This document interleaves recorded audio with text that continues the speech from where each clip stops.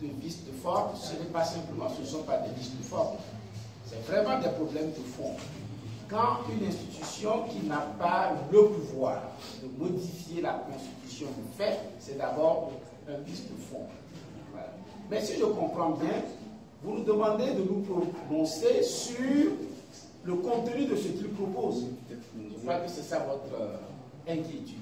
Ce qu'il propose, en réalité, n'est pas non plus satisfaisant. Nous ne l'avons pas suffisamment lu, puisque c'est un document qu'on pourrait même dire clandestin, puisqu'ils n'ont pas porté cela à la place publique où on aurait pu lire, discuter. Mais je crois savoir déjà que le président de la République est élu par le Parlement, qui est composé de l'Assemblée nationale et du Sénat. Et donc, vous voyez que, d'abord, le peuple est privé de son droit de désigner le président de la République. Ce n'est pas tout. C'est le président de la République qui désigne le tiers des membres du Sénat. Qui d'entre nous désignerait des gens qui ne vont pas l'élire? Cela voudrait dire qu'il s'est déjà ménagé le tiers du Sénat.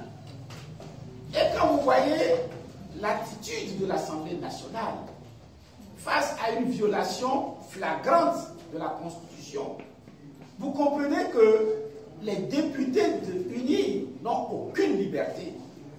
Je n'ose pas croire un seul instant que 89 députés n'aient pas constaté une violation aussi manifeste. Ils le savent, mais parce qu'ils ont reçu des instructions, ils le font. Cela veut dire, en définitive, qu'ils n'ont aucune liberté. Donc, quand on ajoute les députés de UNI qui n'ont aucune liberté, ajoutés au tiers désigné par le président de la République, dans le cadre d'une élection sans débat, parce que le texte dit également que le président sera élu sans débat. Qu'est-ce qu'ils craignent pour qu'il n'y ait pas de débat? Quand on prend en considération tous ces éléments, et ils peuvent vanter les mérites de ce texte, etc. De toute façon, s'ils déclarent ce qui est en contrat à la Constitution et conforme à la Constitution, que peut-on attendre d'eux sur les autres aspects néfastes de la Constitution qui nous proposent?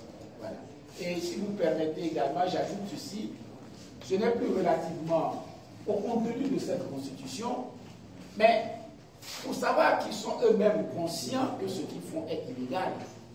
L'article 9 de la Constitution qui propose, 39 plutôt, 39 de la Constitution qui propose, dispose que les députés, à 3 mois de la fin de leur mandat, ne peuvent plus élire le président.